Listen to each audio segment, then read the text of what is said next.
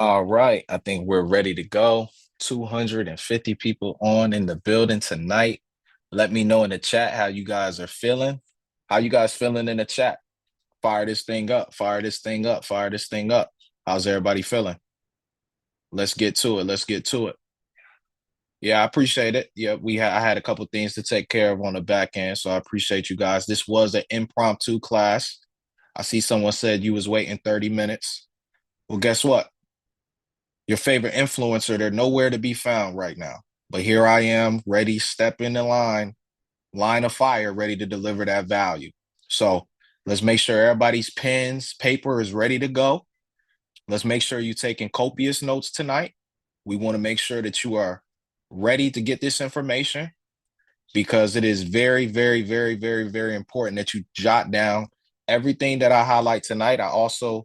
We do have an AI notes on, so we are going to make sure that we get you those AI notes as soon as this Zoom ends, right? So what I definitely want to say is when you prepare for the worst, you play better. And I'm glad that, for the most part, no one's really surprised by any of the things that have been happening and taking place in the market, right? There's not really been any real surprise. Why? Because we prep for this. We've seen the overvalued moves in the market that was causing things to actually be put up. We saw a lot of overvalued movement, and particularly with Bitcoin, and we're going to get into that tonight. I know there's a lot of, obviously, in the short term, uncertainty about where price goes next. I want to kind of calm those fears and really get everybody on one accord. So let me go ahead and share my screen. We are recording here. Make sure we're good there. Go ahead and share my screen. So let's talk about it. First thing I want to talk about is what is a correction, right? Let's take it to the textbook definition. A correction is usually defined by a 10% decline or more of a price of a security from its most recent peak. So honestly, when people ask me, hey, a simple question of what's going on in the market right now, what you're seeing across the board is a correction, right? You're seeing individual assets which have been running for some time. We go back to, I'm going to jog some people's memories here because I think sometimes we can have short-term memory loss. And sometimes people forget that we were just in a situation where, once again, we just drove down to these levels not too long ago, right? We've seen pullbacks in the market before. I want to take a second to talk about investor psychology because this is the moment of truth. This is February 2026. I titled this the moment of truth for a reason. Because anytime that the market goes down, there seems to be an overwhelming amount of panic. When really the panic should be when the market is continuing to make highs, your assets are continuing to make highs over and over, and you can't justify it. So what you're seeing is a correction that creates an opportunity. There's market phases. And so for my new people tonight, we're going to take it back to these textbook definitions. And what you're seeing is a lot of your favorite names that have been running over the past 12, 18 months, even all the way back to 2023, they are now entering a correction. So let's talk about Bitcoin, which is now down 50% from an all-time high, right? So Bitcoin peaked out at about 125K. We made a low today of almost about 60,000. We got to about 61,000. So a lot of people have been asking and saying, hey, do I think particularly on Bitcoin that is this a buying opportunity? Of course. Now, what's the cause, right? Because there's always a cause and an effect. What's the main cause right now, particularly with BTC, on why we are coming downward? What's the main cause? The main cause essentially is what? We've seen a ton of people get over leveraged, particularly with BTC. So that's the main causation, right? A lot of people got over leveraged. So as the price has been moving downward, we sat in a bear flag pattern here for a good period of time. But now we're getting down to the levels that we felt, once again, where the opportunity would lie. So if I told you back at 120,000 that you'll have an opportunity to get Bitcoin essentially here at 60K, you would take it, right? No questions, no ifs, ands, buts about it. You would take it, right? It's a 50% discount.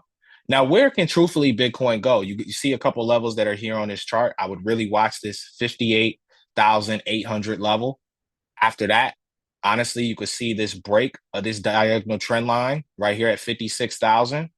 We bounced off of it September of 2023, but we've been holding it since. We broke the diagonal trend line that we set all the way back here in November. So we've been in a in a downward slump ever since. So there's been a lot of action here, downward continuously, right? And a lot of people, like I said, nervous on, essentially what actually is going to take place next. So to me, how do we best protect ourselves, right? What's the best way to protect ourselves, but then also capitalize off of this? So we all know that we have our risky assets, particularly in crypto, which we're going to talk about here in a second. I did post a little bit earlier the conversation that I had with Mark Monroe, really good conversation. Me and him kind of had a little bit of different thought process when it came to Bitcoin. You see, BTC is not a company, so we can't evaluate Bitcoin off of earnings, right? That's not what we can do. But what we understand is, from its simplest form, is supply and demand. There's only a limited amount of supply of this asset. And so one thing that we know about with supply, the less supply there is, but the more demand that creeps up, what happens usually? The price creeps up, right? So BTC last time bottomed at about 15, 16,000. You'll see that here in 2020, late 2022, early 2023.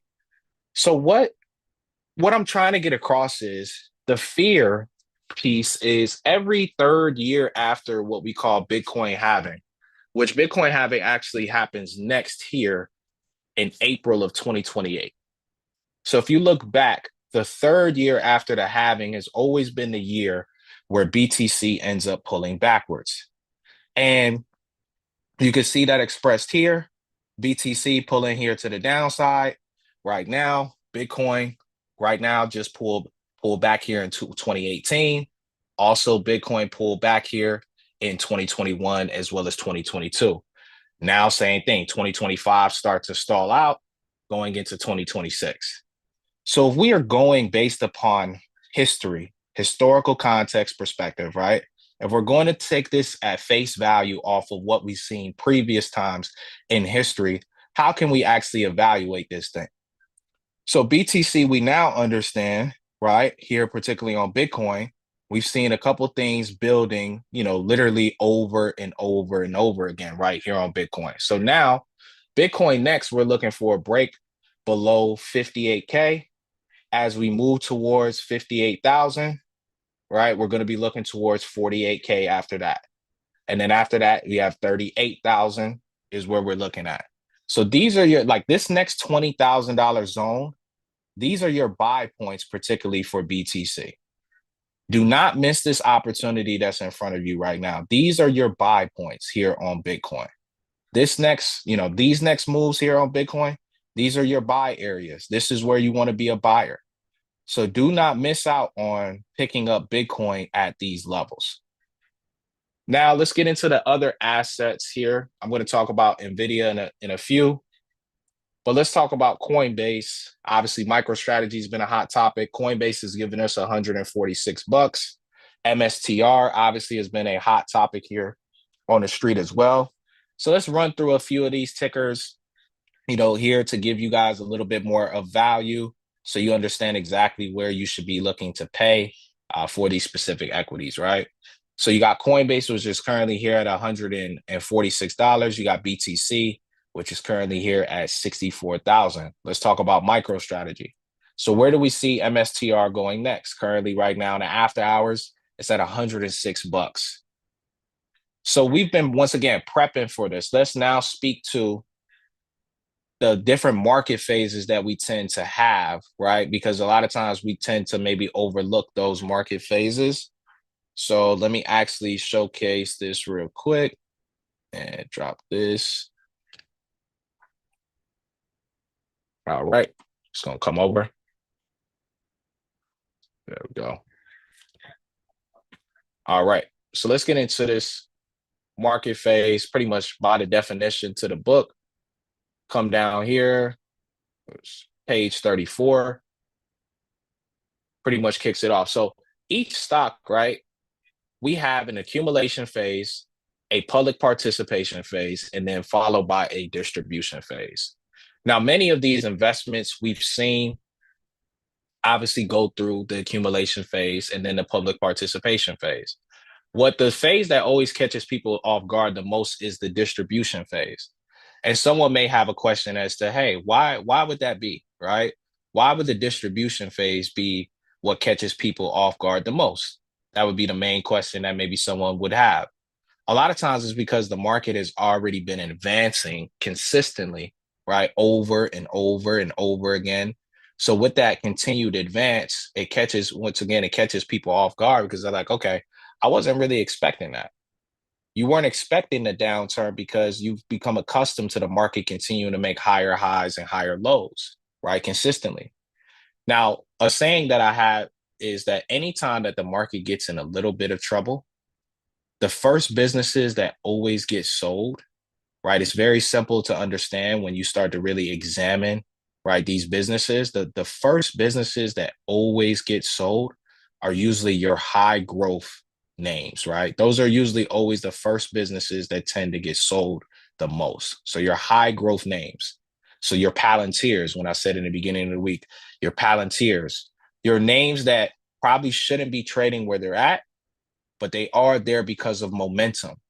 Momentum is one of the number one movers in the market. That's what moves Bitcoin, which is one of the more speculative assets. That's what moves Coinbase, MicroStrategy. Your speculative names always move off of momentum. The moment the market feels a little bit risk off, right? Where now they felt, okay, we've gotten these companies to these massive valuations, but we have to ask the question, what value are they really bringing back to us? And that's been the main question, right? People start to sit back and look and say, well, man, we've gotten this company to this point. Does it make sense for us to continue to pour our dollars and put that into these companies at these levels with these massive valuations? People start to say, I'm feeling a little bit weary about that name at these levels. So people start to turn away from putting their dollars on those companies at these high points, right? So now people start to rotate. And this is what ends up catching people off guard the most, right? Now, the same assets that were running to the upside are now decreasing to the downside. After going through those massive, right, public participation phase, they end up hitting a brick wall. And you see that pretty much almost picture perfect here with MicroStrategy, where the public literally took this thing up to almost being basically $500 a share. And now you're seeing a drastic pullback here at this time. So the capitulation is going to likely continue and lead Coinbase and MicroStrategy probably coming down $70 on MicroStrategy, Coinbase probably to $100, maybe even a little bit less, right? And so now you want to ask yourself the question of, where should I step in and where should I be a buyer at? And this all goes back as well to BTC, as well as you have Ethereum, right? So the good thing about this is you also have other gadgets and tools that maybe you didn't have before. Ethereum is already at 1900. We're looking at Ethereum coming down $1,200 to $1,600 range. Could drop lower for sure, but those are the levels that we feel comfortable to step into based upon what? Previous price action. So previous price behavior is the main reason as to why we feel more comfortable stepping in at those levels, right? We feel comfortable getting in, particularly here on Ethereum at these levels. Why? Because we can make sense and we can value, right, this business and we can make sense of it. Why would we be putting our dollars here at these levels? So ETH coming here to the downside doesn't spook us because we understand where we want to be a buyer. So these zones, as prices getting ready to pull back downward, you're going to hear, and here's the tools that I want you to use, right? Take this note down. When you start to hear an overwhelming amount of people becoming overly bearish on an asset, right? I want to speak to that real quick. When you hear a major amount of people start to become overwhelmingly bearish on an asset, that is the time that you want to start stepping in. So when these analysts start coming out and saying, well, man, Bitcoin's going to falter, or, Bitcoin's going to go down. I already seen one already. Bitcoin could go down to 38,000. That was one, right? One strike there. That's what I heard and seen. So when you start to see an overwhelming amount of people, you cut on CNBC for a quick second and they start really bashing the same things that they were just pumping. Remember, Bitcoin was supposed to be at 250. Ethereum was supposed to be 10K. Remember all of that rhetoric.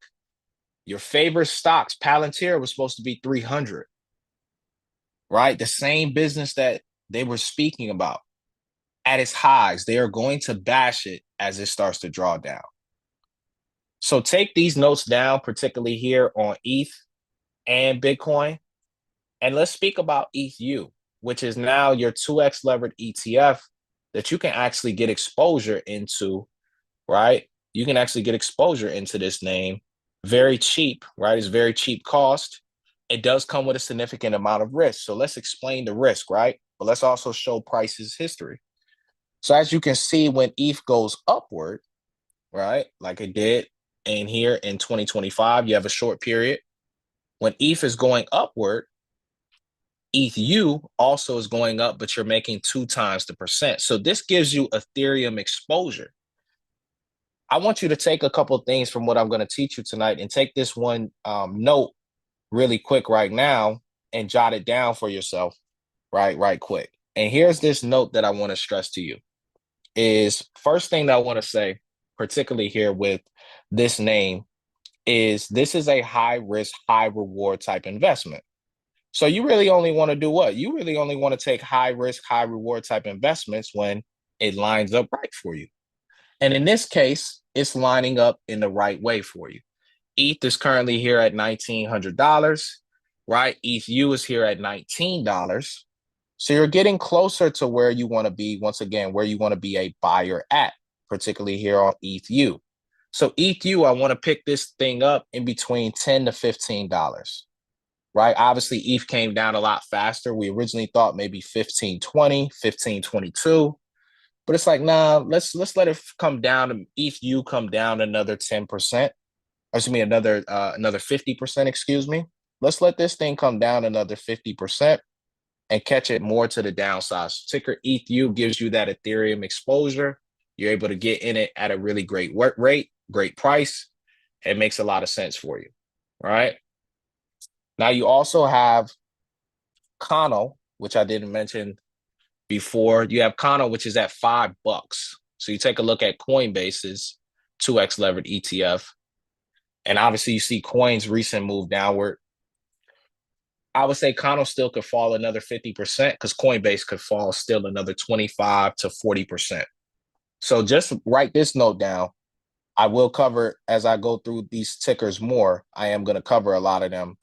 But there's still a major case to be made that a lot of the names that you've seen come down this week could still fall a lot more than what originally you might have thought. So these names could still continue to push to the downside. Don't think that the selling is done, in my opinion. It's still likely that we could see some more selling, come in and continue. We could see more of a continued drawdown. So don't be surprised if that's something that happens, especially on some of these higher growth names that you've been watching and looking towards and paying attention to. Do not be surprised if you see some of these names come down. So, yep. Kano, you have Coinbase right here. And so some people are going to ask about these reverse splits. It really ultimately depends on how long these investments stay down. So there's no guarantee particularly. So let me use, for example, AMD real quick. Let's highlight AMD 1 second. Got AMD pulled up here now. Perfect. So I'm going to pull up AMDL. And I want to show this example because this is a good example, right? AMD did pretty much a V-shaped recovery, right? So, and all the thing, I want you guys to really take these notes because a lot of this stuff I've said before, but some people are not listeners. So that's why we're here tonight. So we leave no question unturned. One thing that I want to tell you is stop changing your thesis by the week. That's one thing I want to stress here tonight. Some people are changing their thesis very, very quick. One thing happens, end of the world. Understand that you don't need to change your thesis 24/7. That's the problem too, right? Every time something happens in a market, you're changing your thesis about something. Stop doing that. I really need to stress that. Please stop changing your thesis every 2 seconds about a ticker, about a company. Please stop doing that. Now let's talk AMD. So as you can see here, this was a V-shaped recovery here on AMD. So notice like it wasn't down below $5 for very long. It was very quick. AMDL was only below $5 for less than like 3 weeks. Next thing you know, well, actually it was probably about 2 months, right? So it really depends, right? Ultimately, it really depends as far as them doing these reverse splits on these leverage products. It depends on how long something is trading underneath that level. So if you notice, particularly here on Coinbase's ETF, they're still distance away from $5 a share and getting under. AMDL, for example, if let's say AMD continues to decline, only time will really tell if they do a reverse split.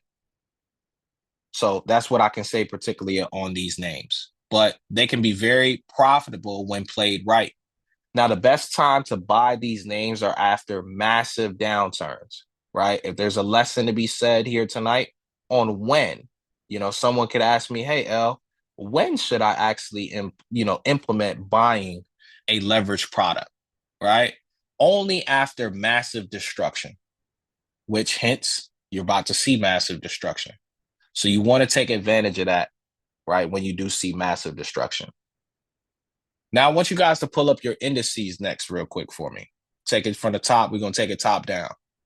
Want to pull up the SPY. I want you to pull up the QQQ. We'll get the DIA as well here in a second, but let's keep it SPY and QQQ here, right? And you can either be on a weekly or the daily time frame, whatever your preference is.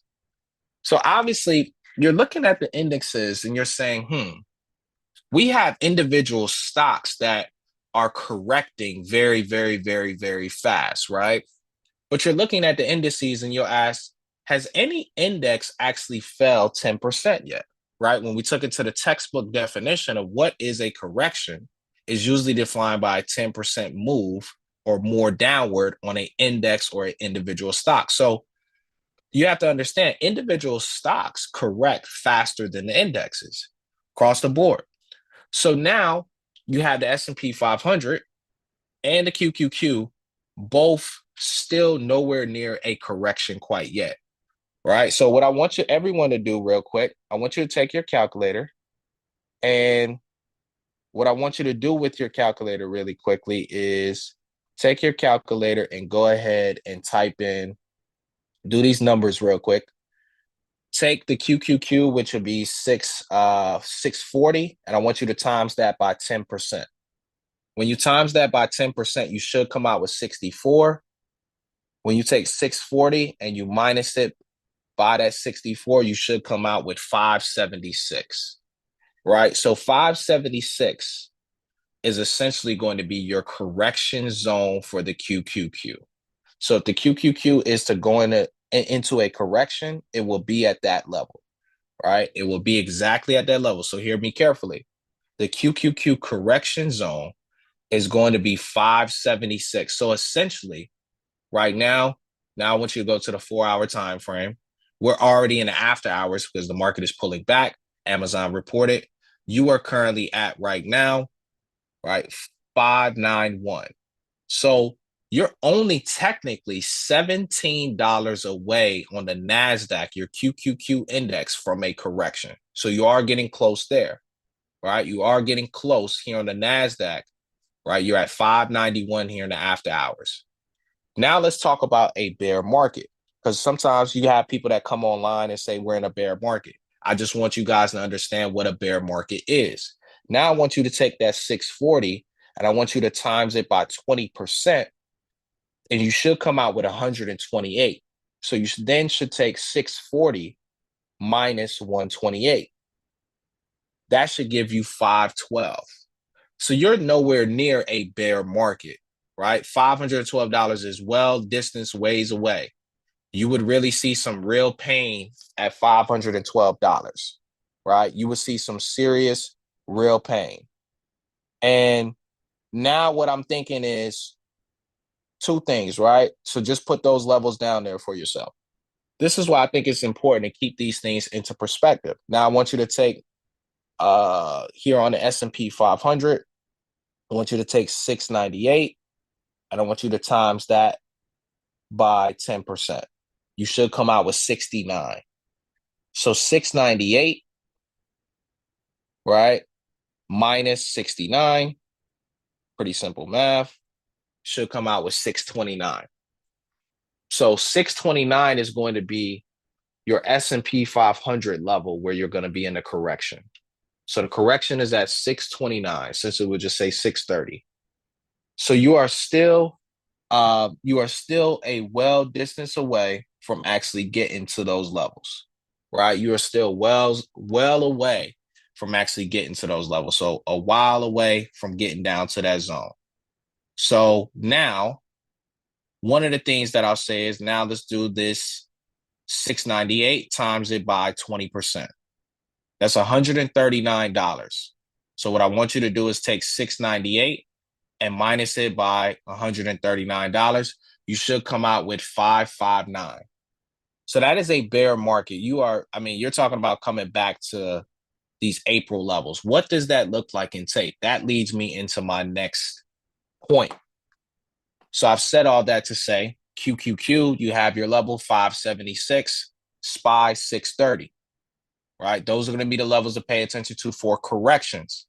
So you're still a distance. Obviously, the S&P 500 will always be the second index to correct, followed then, right, by the DIA. Usually the Dow is going to be your last index to correct, because usually while money is rotating out of the NASDAQ, a lot of times it may go to your IE, Home Depots, your Caterpillars, your JPMs, your Goldman Sachs.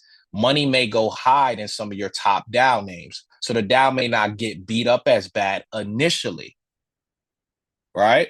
So with that being said, tech is always going to be the first thing to go. But also tech a lot of times is the first thing to what? Rise. You pay attention to this monthly time frame. Keep this into perspective. The NASDAQ has went up so much. The QQQ index has went up so much because of the companies that I'm about to show next, right? So keep this into perspective. Now I want to pull up NVDA. And ladies and gentlemen, here tonight, we're getting closer and closer to NVIDIA potentially breaking below $164. So for those that are in my mentorship in here, you guys know the significance of this 164 level. So I'm going to take it to the weekly time frame real quick. And I want to show you a few things, right? So this was the level, this 164 back in September. We actually bounced here back in September. If NVIDIA comes down and breaks below $164, I want to talk to you guys about a couple of things. And you put this down, I said it, and I stand on this. NVIDIA breaks 160, it's going to 140. That would be obviously catastrophic for the NASDAQ, right? Because why? This is where you have to use your tools and your resources. We're in 2026 now. There's no reason that you shouldn't be using the tools and the resources that I lay out for you, right? So ETF.com is a great place. If I was a new person, I was coming in, I was green. I didn't know what the QQQ was holding. I didn't know what these other individual, right, ETFs are holding. I need to check the Qs. So when you look at the Qs, you ask yourself the question, what's the top names right here? NVIDIA, Apple, Microsoft, Amazon. We just speaking about Amazon, Google, Tesla, Walmart, Broadcom. Costco is right there on the outside. Right here, you got Micron, Netflix, AMD, you got Palantir. We was just talking about PLTR. So Palantir has climbed up, right? So looking here, you have to monitor and say, okay, well, where do these names go next, right? Where does Microsoft go next? Right? We've talked about NVIDIA, but where's MSFT, which has been selling aggressively as of lately? Now Microsoft is back underneath $400 a share. Honestly, we're looking for MSFT to continue to drop. Like, we can make an argument MSFT can fall another 10 to 20% from here and go back into the early 300s, which would be almost a 50% pullback if that happens. 50% pullback is not until 275. So technically, you got about $120 away from a 50% pullback. Now, the last time that we've seen Microsoft have a sizable pullback to this real magnitude, you go back to 2021, the stock went from 350 all the way down to 225, right? So Microsoft is not, as you can see here, doesn't really have that many pullbacks in company history. But when it does, and you're a buyer, you end up benefiting in the long run. So are we a bit nervous? I would say no, because we expected this. When you have a plan, once again, you kind of expect these things. We could smell this. Could we time this to the T, to the date? No, that's very hard to do. It is, very hard to do in the broad scheme of things. But we could sense. I mean, we started sitting sideways for an extended period of time. And this is why I say I'm a bit nervous here on NVDA, because if we roll down below 164, I think personally we're coming straight down to 140. And if that happens, the QQQ will be in a correction. It's just a fact. So the names within the QQQ are going to obviously continue to fuel this drop. Now, notice a couple of things here when you go to your high assets, your assets that are sitting high asset allocation percentage wise. You look at Google, you look at Tesla, Broadcom is hanging on by a thread and needle. You got Costco, which has still performed well, even with Walmart and Costco both have performed well. But even Micron is starting to see. Netflix, we've talked about that. But I want there to be some excitement. If you guys are excited to get your assets at a discount, I want you to put some comments in the chat for me tonight. Is there any excitement on this Zoom tonight? Do we have anybody that's feeling excited? That's the question that I got. Who's feeling excited? Who's prepared? Who's ready to go? You know what I mean? Who's ready to go? That's the question that I have for you guys. Is who's prepared and who's ready to go? Who's ready to get after it? Who's done their homework and is feeling like, you know what, man? I've been listening. I've been following along. I feel like when you have more education, it makes it easier when it comes down time for you to take advantage of the discounts, right? It's just a reality, right? It makes it a ton easier for you to take advantage of these discounts. So to me, like I said, I'm feeling really good. I think we're in a great spot. Someone said I've been looking for money to buy these deals these past few weeks. We're going to get into some more of these stocks discount wise, and I'm excited. I'm glad to see you guys that are saying I'm ready. And one thing I want to give you guys, take a quick pause real quick, is we got almost 50 people here tapped into the YouTube, got another 50 people here on IG Live, got 300 plus people on the Zoom. You get what I'm saying? That this is what it's about, right? Because there was a point in time where these bad things would happen in the market and the Zooms would actually decline. The engagement would actually fall. But I love to see that more people are tapped in, not saying, people are not saying, hey, man, this is the worst thing ever. No, this is the opportunity. I love to see that everyone's taking this serious. Like, hey, I'm not going to miss this. I seen someone just said, this reminds me of last April, right? And that's why I want to point this out, is because now we're in, obviously, here February. You're heading towards the end of the month. We'll be here towards the end of the month before you know it. This is a shorter month, right? And then next thing you know, boom, we're right here in March. And then you don't truly know how long these discounts are going to last. I'm not saying that April will be the bottom again necessarily. But one thing I've learned is, like, as time has went on, the discounts seem to last less and less and less and less time. So we truthfully don't know how a lot of times how long these discounts are going to last on the street.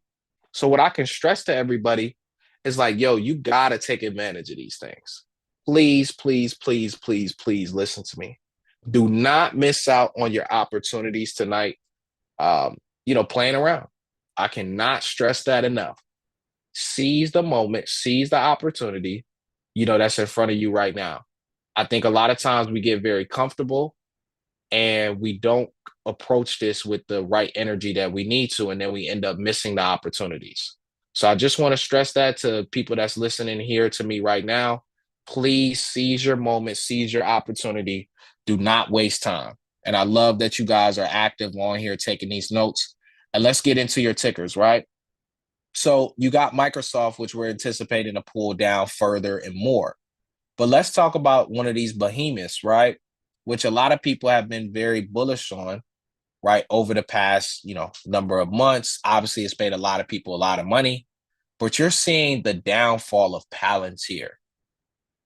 Now, this is a lesson that some people should take, and I'm actually just going to solo screen this real quick because I want to show you something, right? We were just speaking about the charting and technical analysis book, and you can see pretty much clear, plain as day, where my cursor is at.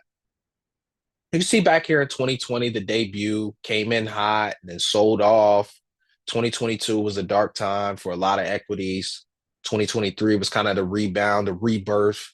2024 was kind of like the back outside. We back outside. 2025 was the takeoff, right? Right. Went to the moon, went to space, all of that good stuff. But 2026 is now the reality check. Is okay, we've gotten you to these points, but now if you notice, listening to a lot of the earnings calls, even this past quarter and last quarter, notice that there's been not as many high flyers. There's not been many of those breakouts. You've seen a few here and there, but you haven't necessarily seen those stocks go on a run. You've had a couple of your Sandis, you had your as well your MUs, which we called personally here, right? And they've taken off and done some great things. Cool. But you've seen a lot of stocks, even Nvidia. Nvidia at one point in time, every earnings report, they was going up, blasting off, boom, up 10% after hours. You haven't seen that in over 2 years. So now the reality is kicked in, is now it's like, okay, you have to do some real evaluation and ask yourself, anytime that you're putting your money into any ticker, you have to ask yourself this main question. Am I comfortable to pay the price that I'm currently paying? And does the price match the business at the time? It doesn't mean if you buy a name and the price doesn't match the business that it's a bad investment. But what it does mean is you want to understand your risk tolerance. And I think a lot of times people get overexposed to these high growth names so much. And this is why any Zoom that I've been on, I've tried to really emphasize this with Palantir. Listen, I have no gripe against Palantir. They've done amazing for me and for many of us here inside the community. The only thing that I'll say is that I understand when people are getting sold smoke. Anytime I come on a Zoom, I come on a live, is to give you guys the right information, accurate as much as I can possible, so you guys can make informed decisions on what to buy or what to stay away from. And Palantir, I would steer clear of it. This is a stock that honestly could pull back to $50. And some people looking right now like, what does he mean, $50? You really think it could happen? Yes, it could. Very well. Palantir is a company that has not proven themselves. Their earnings are missing drastically. So this is a company with a 200 PDE. Once again, when the market turns sour, this is why a name like Palantir can drop 7% in the day, but the NASDAQ has not even corrected yet. But you ask yourself this question, has Palantir corrected yet? Palantir, yes, it has. It has corrected. So now ticker PLTR has already given us this correction. And this correction has happened very swiftly. Very, very, very, very swiftly. So what's the nature of this beast right now? How do I want you to play this and protect yourself? My main thing with PLTR, right, is going to be this, right? And there's a lot of questions. I know you guys have questions on your tickers. Just let me get through everything that I want to cover to make sure you're not missing things. And that's the thing. Don't get distracted by these tickers. Please do not do that. Don't get caught up in ticker land. And I call it ticker land for a reason. What do I mean by that? You have a lot of people that get caught up chasing names to the upside. And then you end up holding the bag. You end up holding the bag. Do not get caught up in these high growth, high PE businesses. You'll end up holding the bag sooner than what you know. So I want to stress that to you guys who are listening to me here today. Do not get caught up buying a business just because of a cute price. All right. So Palantir, you're looking for PLTR to continue to move downward. Let me add these levels back here. 1 second. Right. So where's Palantir going next? $125. Where is it going after that? 116. After that, 108, and then 104. You will soon see. Once again, we're giving spoilers, not predictions tonight. You will see Palantir go underneath $100. That is a fact, not fiction. And for those that have been here, you guys know I've been talking this about Palantir. So where would be the price Ideally, I would say roughly around 50 to 70 bucks, right? 50 to 70 bucks. Hold questions on tickers, guys. Please hold questions on tickers. Please listen to me. 50 to 70 bucks. 50 to 70 bucks is going to be the price that you want to go ahead and pick up Palantir. Now, next, I want to speak about next week. And I'm going to say this. I want you guys to put this down. And this isn't just going to be for Palantir. This is going to be across the board. What happens is you don't want to, this is where we talk about the psychology piece. Now that the market is coming down, what you don't want to fall victim of, and hear these next words that I say very carefully, of being overly biased now on the short side. Don't become delusional to think that the stock market is only going to fall now that you've seen red for a multitude of days in a row. And now you start to think that only you'll see red. That's where they get you. Because now they're going to trick you to think that the same assets that, once again, they were talking about, they're going to trick you into thinking that these assets are not going to be good at great levels that they are going to head to you. If Palantir goes to $50, they'll be saying Palantir fell off the face of the earth. But that's the moment that you should be buying. What I'm teaching you guys is the investor and trader psychology. So don't go into next week thinking, because honestly, next week may be a green week. I wouldn't be surprised if it is. And the reason why I want to say this is because a lot of times you get caught in those over biased perspective, and it's easy. Everybody's making some money to the downside. You like, man, life is good. Life is sweet. But then you get too high off this high that you're on right now. And then the market comes right back to slap you in the face and humble you quick. The most money you're going to lose is when you get overconfident and feel like, yo, I'm better than the market. So when I tell people, I had a conversation with a couple people this week, right? You don't, the goal of this is not to sit at the desk all day and to trade all day, every day. Trading can be very, very, very addicting if you let it become addicting, right? If you sit there all day and you play ping pong table with this thing, oh, I'm going to get in this trade. Oh, I'm going to get in that trade. And you start forcing things that's not there. You start staring at the screen all day. You like, man, this is opening up. Whole time it's not. But you're looking to force things that's not there. And that's what I want to stress to you guys who are listening to me here tonight. Do not force things that, once again, are not there. And I think we all have fallen victim to that in some form or another, right? We've all fallen victim to doing that at some point in time, right? Thinking that, a setup was clearly there. We ended up forcing it just because we were fishing for a trade. We felt like, yo, I just want to get into a trade. I want to get into a trade. You want to get into a trade so bad, and you end up forcing something that's not even there to begin with. So listen to me on that very clearly. Do not like I said, do not take your money and just try to go force your money into this market with no clear defined setups. So just my thoughts in that regard. And going into next week, look to protect capital. I know you've seen a lot of bloodshed this week. Next week may be a opportunity where you may see a little bit of a reversal back upwards before any continuation here downward. So just my initial thoughts on that. Now let's get into more of specific tickers, right? Let's talk more companies. And these are going to be some of the names that I want you actively to start looking at right now, that have obviously came here to this downside that make a ton of sense. So we want to run through particularly this long term. I want you to don't get caught up so much on only just the trading aspect. I also want you to focus in and hone in on, okay, the long-term investment opportunities. All right, so let me go to that. And these are essentially going to be your buy levels that I want you to look at real quick here, right? So let's take it here to Netflix. You guys, is Netflix going out of business? No. Where should you be buying Netflix? $73, which is approaching that level to be there sooner than what you think.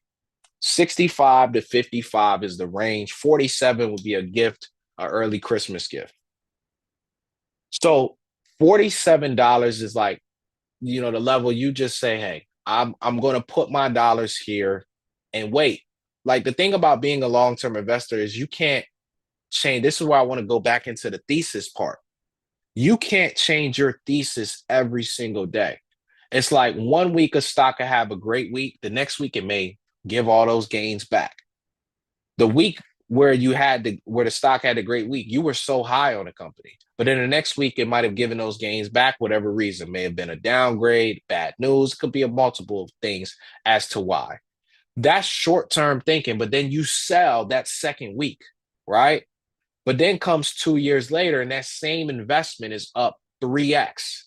And you ask yourself, man, why didn't I just stay? A lot of times we focus so much on the micro, what happened today. And it's very easy, just our human nature, we can get caught up in that, right? You see, obviously, your average cost, what you paid, and then you may see the dollar amount. Obviously, your equity in a position start to drop. So it's easy to get caught up in the emotions. That's the human part of us, just naturally. Man, I bought this at this price and then it pulls back. And there's some emotion tied to it, right? Because that's your hard earned money, your dollars that you poured into that specific investment. What I want to stress is knowing where you bought a company, I think is very, very, very important. I always say this, and I'm going to continue to say this. Just like in real estate, you make your money at the buyer's table. You don't make your money when you go to sell the asset. You make your money where you bought it at. Where you bought it at is just as important as where you're going to sell it at. Because if you're paying too much of an expensive price, you are going to lose. And so now it is focusing on how can I buy at a discounted price? That's the main question that a lot of people are looking for, right? How do I actually buy at these discounted prices? So let's take Netflix, for example, right? Someone may be saying, well, L, you got some prices there. Give me the value on why you have those prices. And I'll say to you, no, no problem, right? NFLX, pull it up. And you also have NFLU, giving you guys a little bit of a gem. Netflix is at $80. So this is a business right now that's earning $2.56, right? With a 31 P to E. So $2.56 and 31 P to E. So it's a business that now, based upon its valuation, is at a fair price. In between 15 to 30 is usually where is a fair price for a business to have PE ratio wise. So you can see that here, particularly on this name. This is a fair price, particularly here on BT on NFLX. Now, let's go back to the past 6 quarters, right? So the past 6 quarters, you can see here, particularly now, Netflix has went from a 50 P to E trailing. Your trailing is your previous, now down to a 31. So in the event now that we've seen, right? Obviously, Netflix peaked out here at 508 billion in market cap. So it shed almost about 200 billion in market cap. So if it continues to roll downward, you'll get to less than 300 billion into the I think somewhere around 250 to 275, my opinion, 250 to 275 billion on the market cap for Netflix is going to be the bottom. That's just my opinion. And so when I'm looking at NFLX, let me pull them up on a chart real quick. That'll take you back all the way. You look here on the weekly or the monthly time frame. That'll take you back to these levels from August of 2024. You're also then looking at December of 2023 at $47. So obviously Netflix has had a hell of a run. Last time they dropped, they went from 700 all the way, this was pre-split, to $150. So now they went from almost 1,400, which is 1,400, down here to $80. So Netflix is reaching levels, right? I still think they have another $20, $30 potentially to continue to move down, but that's where you want to buy this name at. Once again, you see how we're predetermining our entry.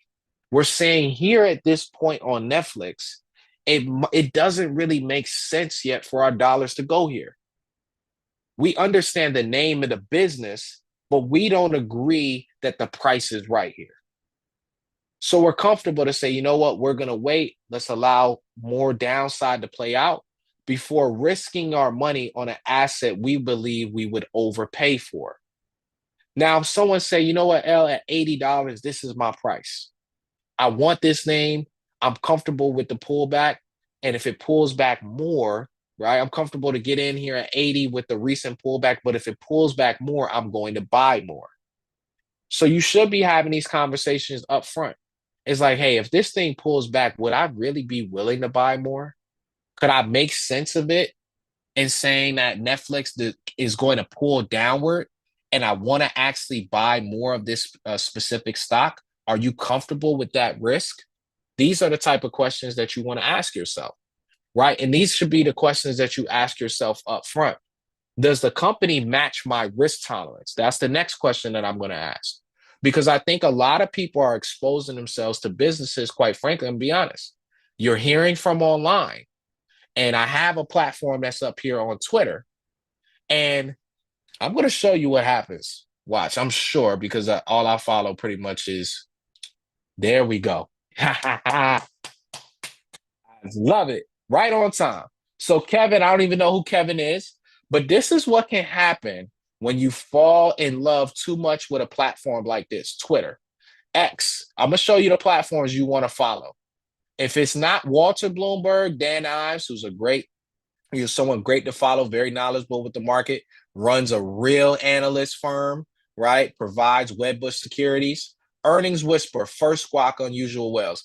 If you're not following these, right? If you're someone that's not big on social media, this is what you should follow. All this other stuff on here is noise. And you see Kevin here. And once again, I just loaded the post. I'm sure I knew a stock would come up, right? So IREN, which is a name that, once again, is a high risk, high growth type asset. So when the market is moving in a favorable direction, right, it is one that can run. IREN could end up going all the way to $100 when the market is feeling risk on. But guess what? IREN hasn't really proven itself for a long period of time yet. And so the tickers that end up being across the board, you start to see, right, all over your Twitter, those are going to be the ones that end up getting clapped. Now, IREN has been one that's been all over Twitter. So now he says, hey, my ass is getting cooked. And he is. He's getting cooked because he bought this business at $45. Let me explain what he did wrong here. And this is what many of people are doing wrong. Let's pull up IREN's chart. And it will tell you what were you thinking? Why are you buying IREN at 45? The time to buy IREN was when? Here in the what? Accumulation phase. Where do you want to be a buyer? You want to be a buyer in the accumulation phase aggressively. That's where you want to be aggressive. I think IREN had 1,000 shares. You're buying 1,000 shares on a company that's already been trading here sideways for the past numerous of months. You want to wait for pullbacks. You want to wait for massive pullbacks. That's what you want to wait for. Massive pullbacks. When things massively pull back. So IREN could fall to $20. It could fall to 10, 15. A lot of your favorite stocks are going to continue to decline. And the thing about it is I've been around these spaces enough.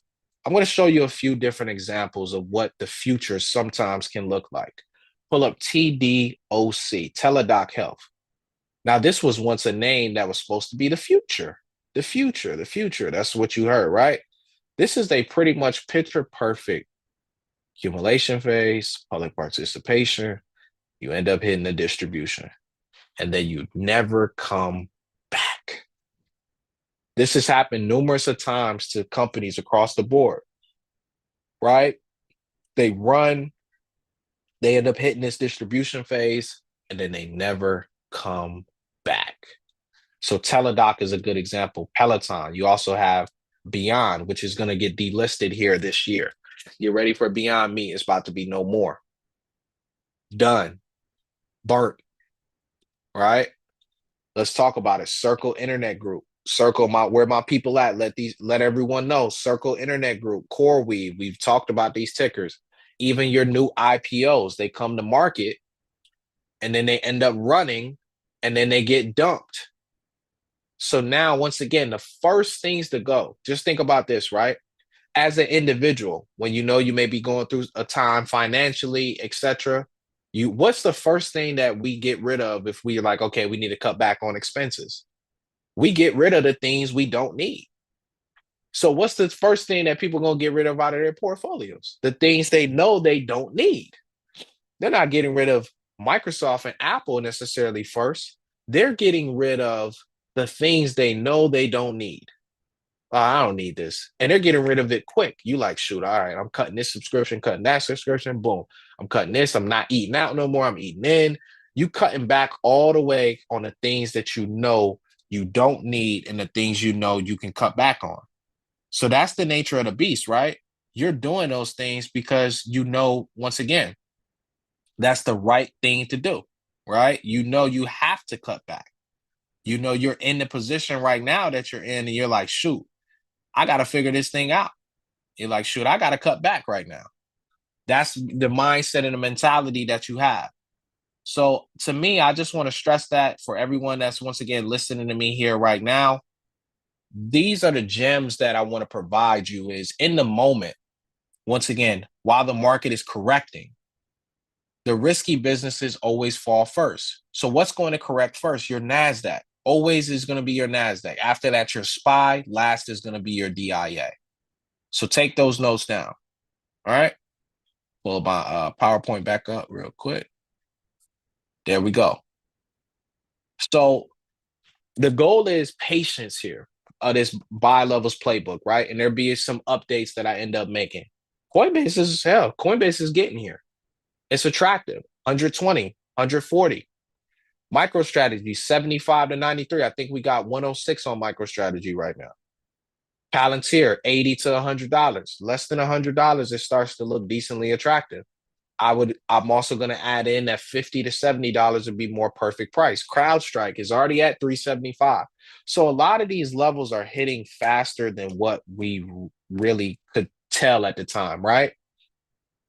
You also got Zscaler 140 to 160. United Health 240 to 260. Snowflake is coming down quick 120 to 140. The Trade Desk 18 to $22, more of a high risk. NVO, for everyone asking me about NVO, once again, $40 to $45. These are the points to buy NVO. So, of course, the market's pulling back itself. NVO's pulling back as well. That doesn't mean my thesis changed about it. I've already told you guys. So, like, anytime, what about NVO, NVO, NVO? I said the same thing I said 6 months ago. I'm going to say here now. My thesis is not changing on NVO at all. And I'm in this for really the rest of the decade. I'm going to let them do what they need to do. I'm not going to sell an investment today that I know and I'm going to look at in the future that ends up being, 2x from where I bought it at. This is the key thing about being a long-term investor. SoFi, 10 to 15. Palo Alto Network, great company, 120 to 140. I want to go back to SoFi real quick. Remember when SoFi was at 30? What do you think about SoFi, L? I told you guys, when it starts to come down, everybody gets quiet. That's the time to start to buy. So SoFi would be a great buy at $10. You've already seen what it can do. Palo Alto Network, 120, 140, no brainer. Shopify, my goodness. I'm sure Amazon fell. I got to pull up Shop. I haven't pulled it up after hours yet. Shopify will be reporting earnings here soon. They're easily going to get underneath $100. Remember, it was at 170. And if I told you at 170 that you could get it at $70, you would take it. Tesla, 315 to 350. That's the level where I believe Tesla's going and the level you want to buy. Oracle, $100, 100, 120. We're already erased these gains on Oracle. Oracle's in a great spot, P to E wise, $100 to $120. Bitcoin went through these levels, right? 66K, 58K. Obviously, if you're looking for buy levels, right? These are your buy levels. Once again, if you are having a higher risk tolerance, 66, in this 60 area, this may be your level. Because at 40, you'll just be saying, hey, I want to buy more. If you have a high risk tolerance. If you're more lower risk tolerance, I would say wait for 50. Ethereum 1,200 to 1,600. We covered that. ETH, we're gonna change this up. This is gonna go to being end up being 10 to 15, right? Obviously, ETH came down faster than what we thought. So ETH game plan. Don't buy any yet. Allow this thing to maybe capitulate another 50% before you touch it. Broadcom, in my opinion, is probably coming down to 220 to 280. Just my thoughts based upon the chart and where we're set up at. Good buy in those ranges. Let's talk about Robinhood. Man, oh man, we got a thing for spotting these tickers. One person told me they believe I have a gift when it comes to this thing. And what I'll say to you, man, it very well may be a gift for sure. I'm very grateful that the Lord blessed me with this gift to be able to see things ahead of time.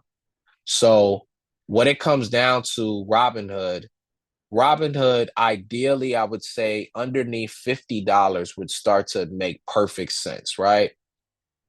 And we got here to 70. The thing about it is we've said 70 from 130 bucks. We already were preparing for us to get down here to these levels. We've already been preparing.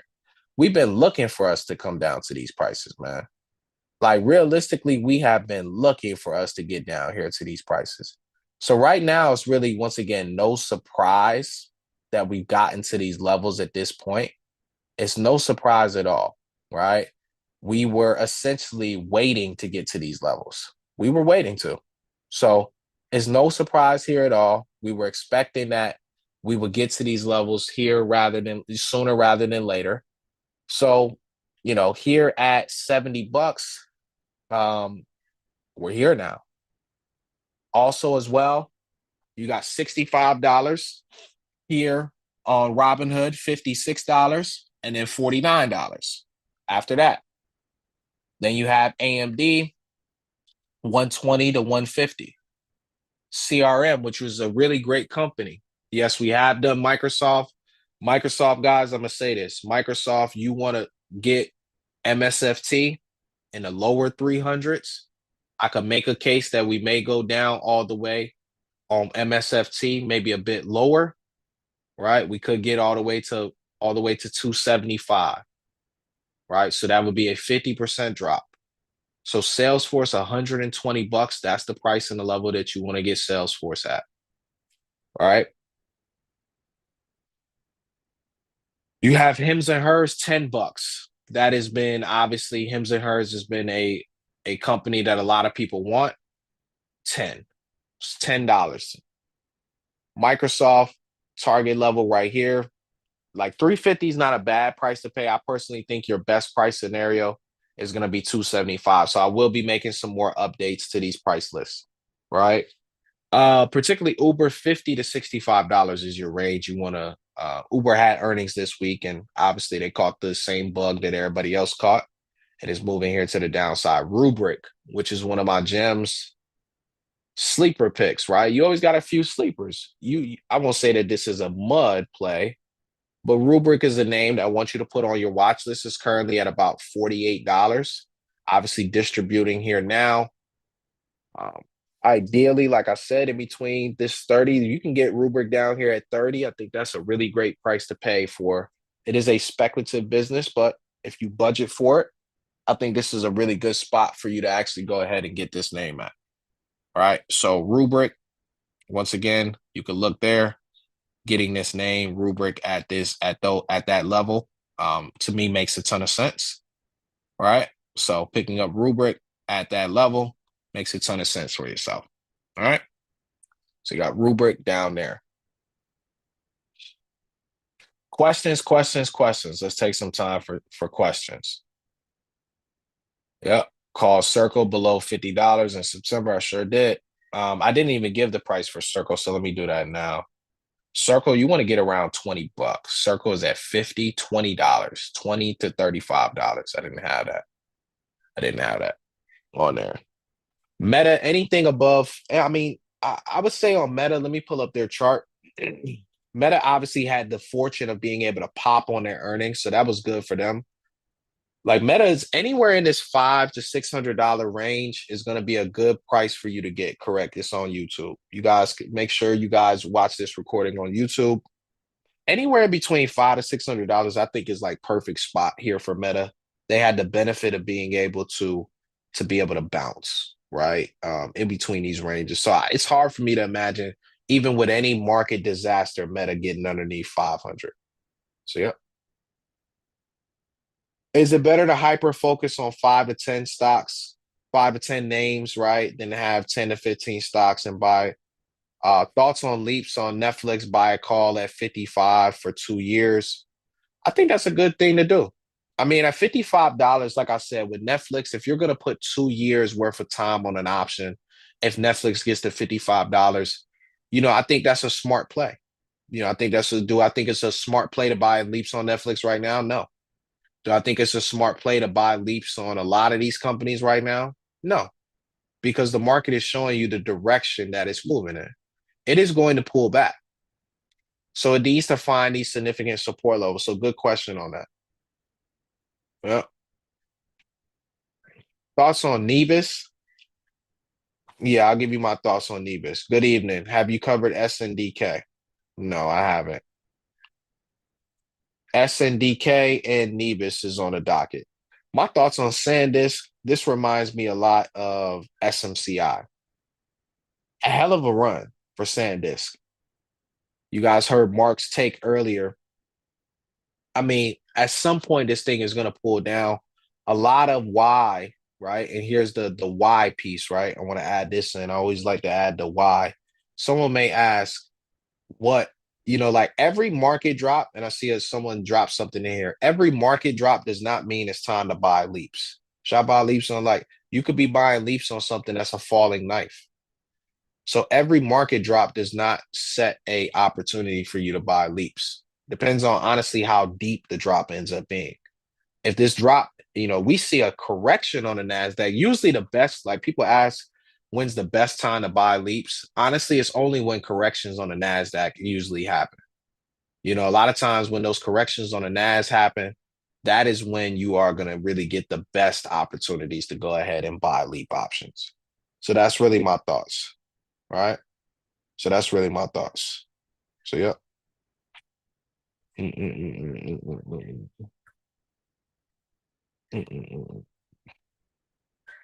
So if you look here, SNDK, there we go. It's a low floater company, slow floater stocks.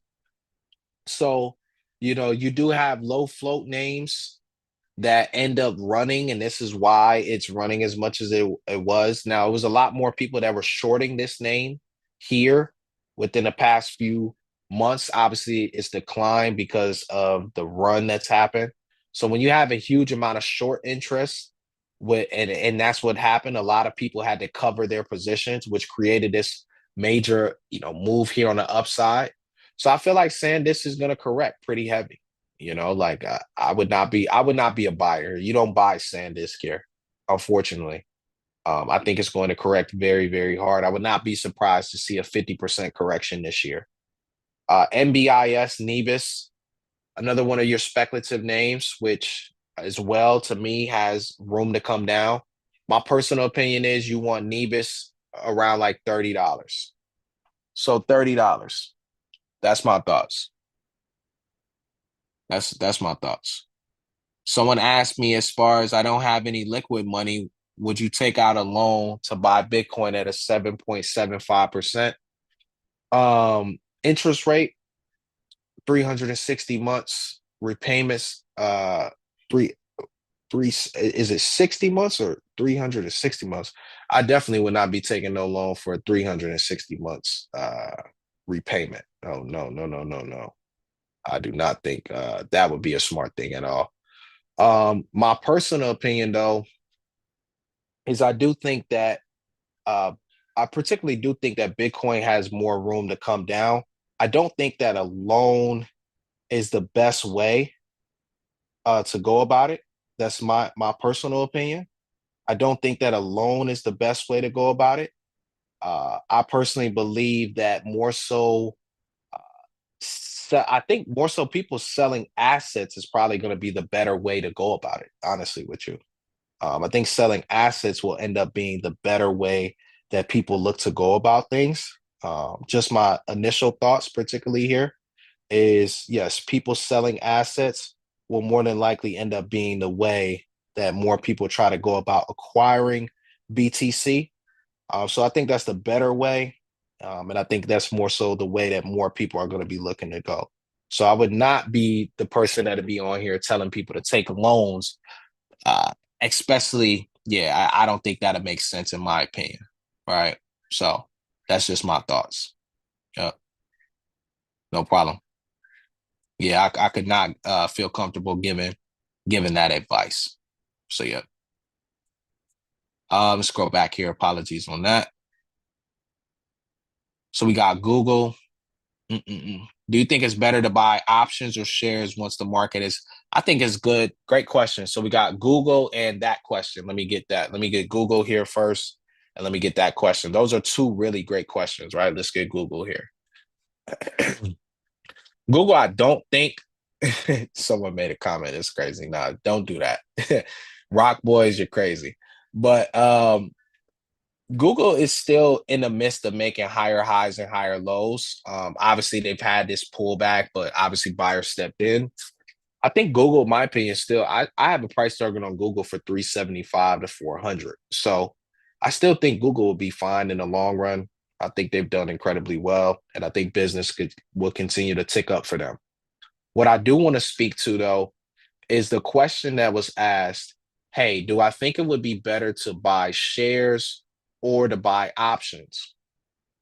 My particular thought process is I think it's really best to take advantage of these leverage products, guys. Like you look back, right? And I just want to pull up AMD for an example, right? AMD, we caught last year AMDL at like $2, $3, $4. For those that were in the community, you know what I'm talking about. And you guys, like, and this is why I say sometimes we think so small and we forget, like, man, like we really had some of these, like AMD, right? We had AMDL, right? And when we bought it at $3, $4, $5, this thing ended up hitting 25. It's like we sold around 12, 15. And the thing that I want to stress about this is there's just certain things you learn through experience. Like a lot of these leverage products are still new. And so, once again, now that we have a bit more experience underneath our belt, I think we now can sit back and realize, like, man, we'll use simple numbers, right? Nothing too much, right? 2000, right? You put $2,000 at $3, and that goes to, right, 18, right? That ends up 5Xing your money. You make almost basically 10 grand right there. You know what I mean? You look at SOXL, T triple Q. These are all things that I've recommended. You look at ASMG. So like even the stocks that you're like, okay, which ASMG is tied to ASML. You look at ASML, you like, damn, ASML's $600-700 company. You like, okay, that's out of my budget, my ballpark, right? That's not within your budget, right? Here, when I was recommending ASML all last year, I was like, yo, pick up ASML, pick up ASML. I said it every time. And now, obviously, we had ASMG. So I was telling people, okay, pick up ASMG. You go here in April, it's $10. And we just want to show the proof, right? Because proof in the pudding, right? This is what will go ahead and allow you guys to see, right? Let's go and pull up the facts. Let's see. Boom, here. It's 125. I let people know 125.25, you know, not to miss at about $10 to $11, right? $10 to $11. So this is, boom, ASMG. I put it right here. Target levels to buy ASMG. Timestamp this thing, right? These are just the facts. $9.29, $10. Boom. I said, yo, pick up ASMG. 4/3/2025. These are the leverage products that you want to pick up. You see where they're at now. ASMG, a reminder in July. Let's go back to the charts. ASMG, a reminder down here, 10 to 12, best price to pick up ASMG. Look at that reminder. Boom. Pick it up. So now, great question that Ms. Chambers asked. Thank you, Queen. I would stress that on the stocks that you know, and we'll use, for example, right? Netflix, right? Now that you guys have seen, let's use Netflix. If there's someone that's saying, yo, L, I want Netflix, Netflix is $80, not super expensive, but obviously it does cost a nice bag. NFLU, I would say 12 to 15 bucks. If I get NFLU at $12, I'm not saying we got to go back to 80, almost hitting 80, nothing like that. But even if I get it at 12 and it goes back to 48, I made 400%. So we'll use another simple number. Let's say 5 grand, right? My 5 grand turned into 20, right? And so 12 to 15, that's the spot I want you guys to pick this thing up at. 12 to $15, right? That is going to be the level I want you to go ahead and pick this name up at. 12 to 15.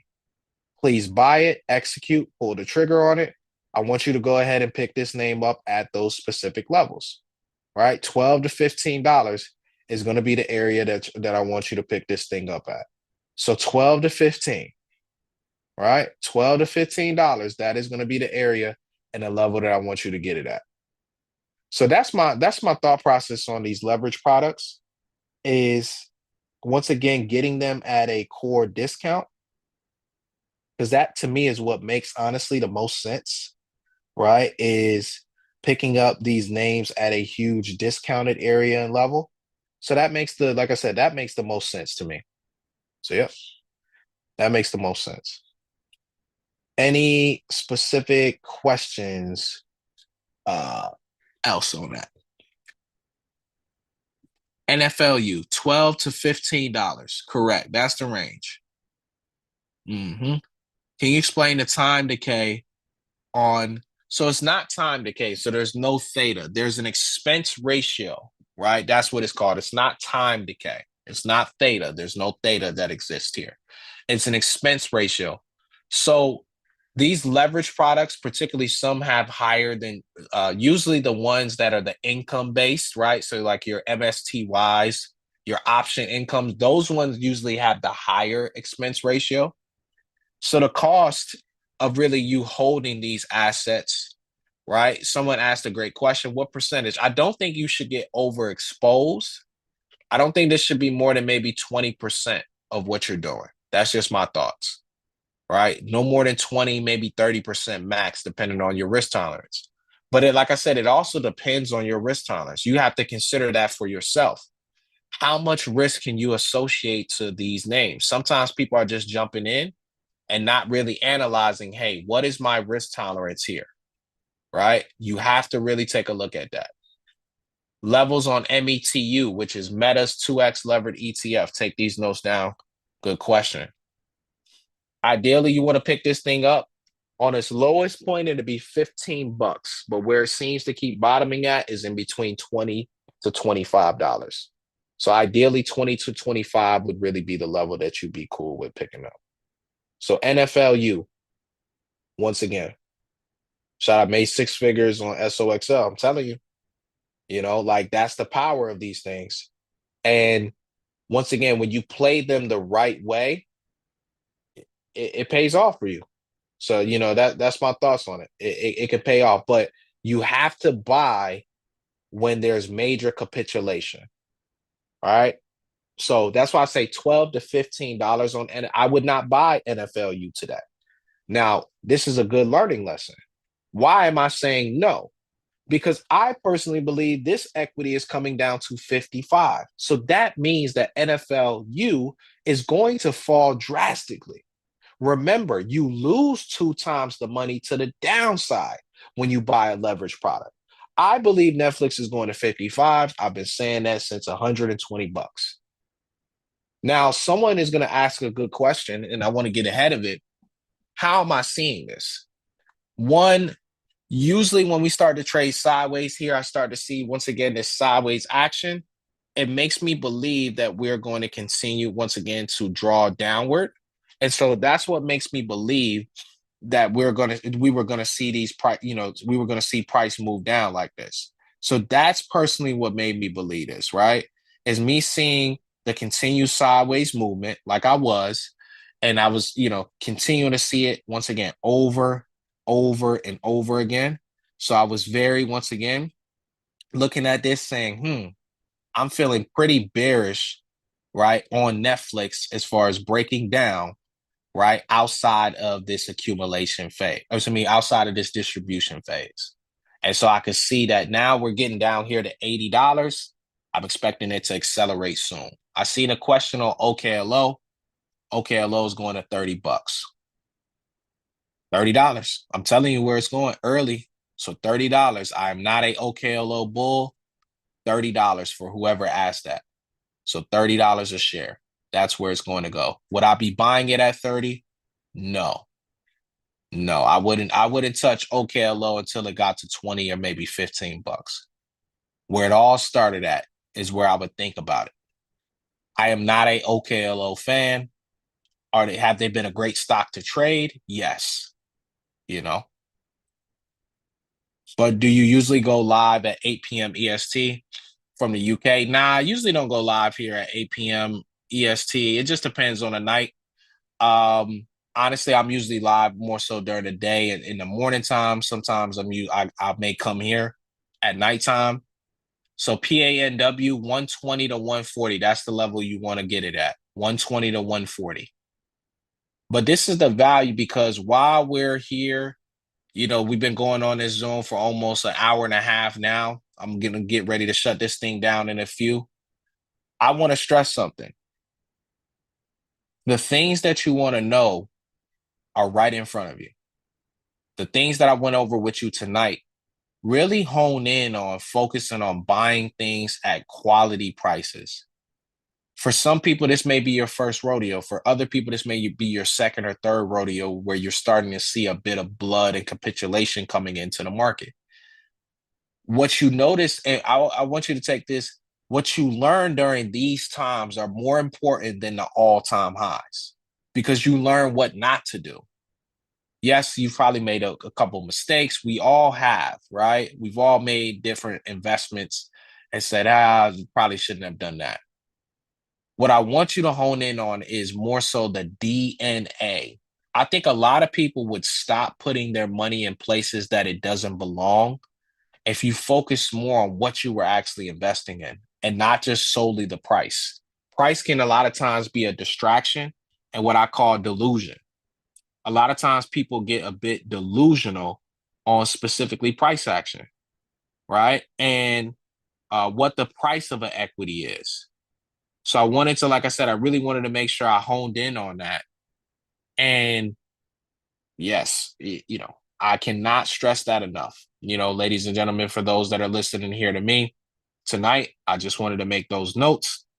You got BTC, which is here at 65K, Ethereum at 1900.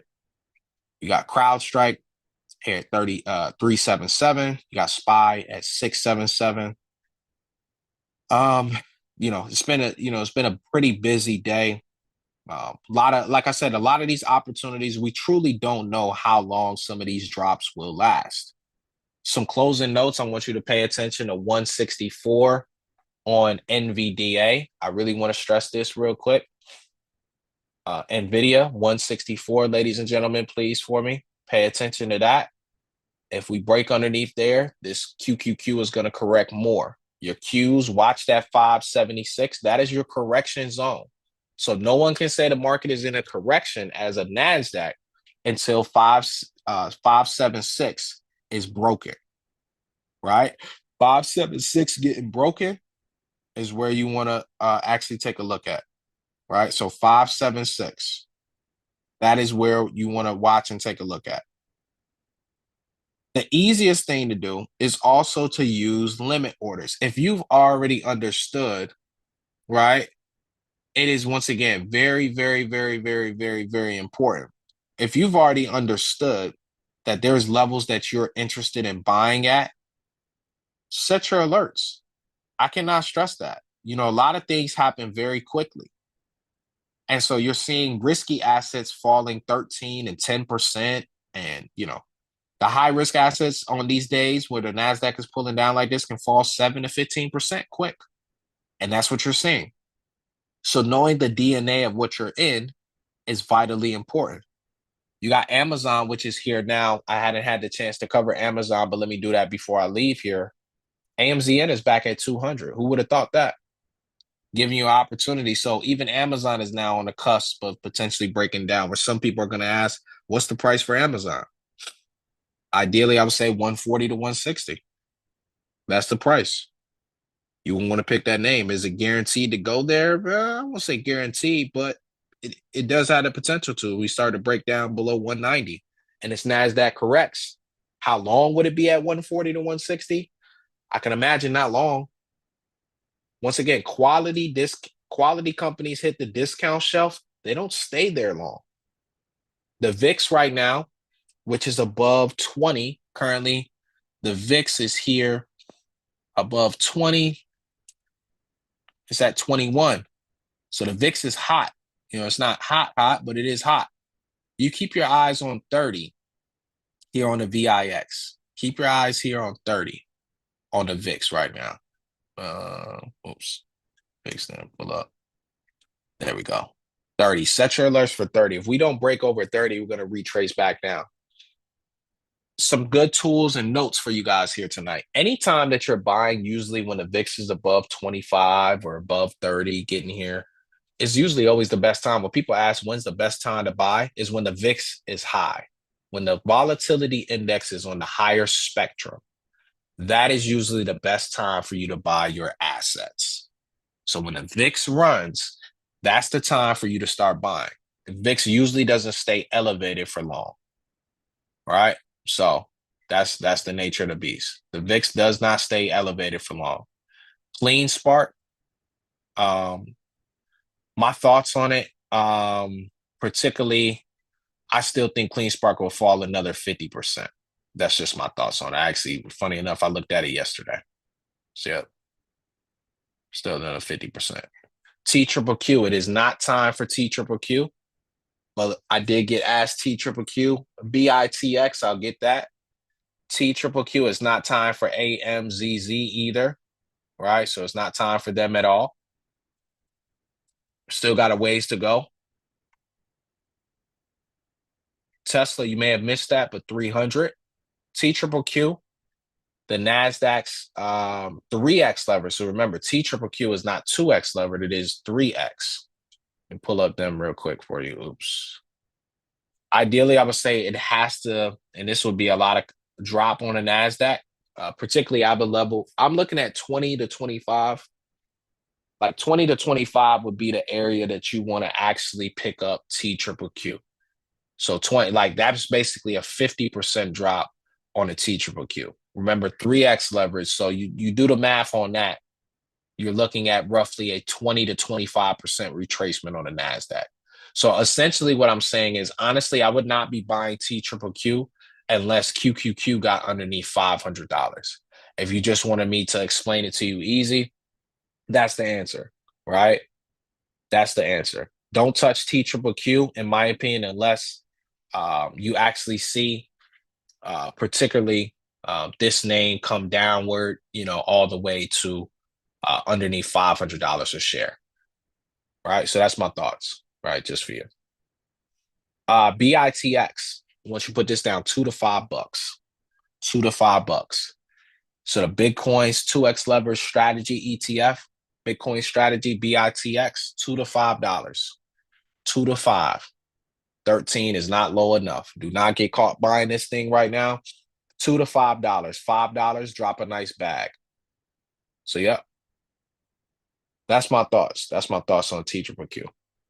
Yep. If you're looking, so you only want to buy. So they did do a 1 to 2 split, right? So they did do a 1 to 2 split on TQQQ.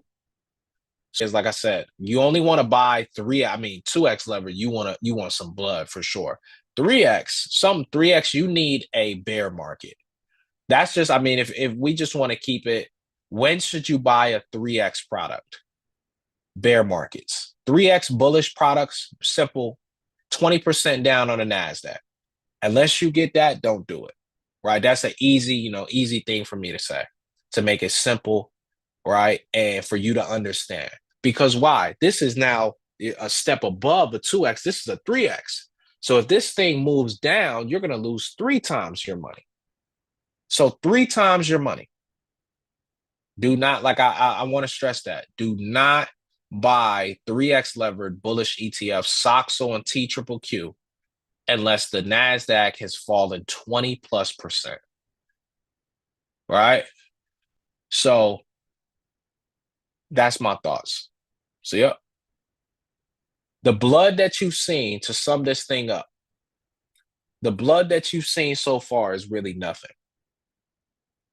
It's like if someone sneezed, you just say bless you. Like it's not really been any real blood. It looks that way maybe to the naked eye, but if you zoom out, no index has corrected. Yes, stocks that should have already been corrected have corrected, right? So there's still more. This is just merely profit taking. That's essentially what it is. There hasn't been a correction yet. There's no corrections. So once again, 576 and 630 on the S&P 500, 576 for the QQQ. Those are your levels of importance right now. So take those notes, jot those things down. Take some time to rest, recover, soak in all this game that I gave you here tonight. It's 10 o'clock, so I'm going to let everybody go. If you were a visitor with us tonight, we appreciate you stopping by and visiting with us. I love the fact that we had as many people on the call as we have. I see 70+ people still here on the YouTube. I see, we had over 300 people that came through here directly on this Zoom. We had another 50 to 100+ people here on the IG Live. So that tells me that's 500+ people that's getting served here tonight. And it's a blessing to do so, right? It's a blessing to be a blessing. So if you took something from tonight, one thing that I would say is, once again, be patient with yourself. Allow things to come to the prices that you're truly interested in. Don't get caught with the FOMO, and use these opportunities as lessons, right? You're seeing downside in the market because this is a correction, right? This is a correction.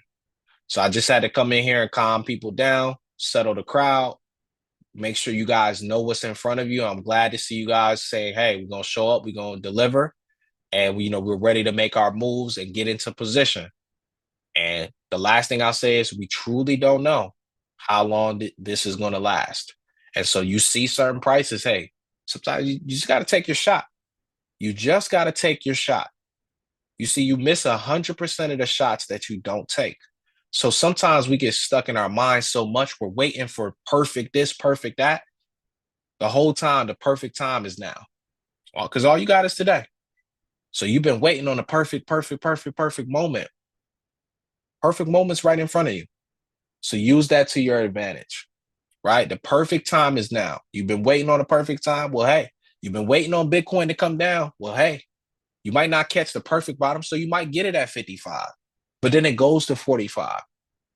Don't get hung up on the 10,000 that it dropped. Buy more.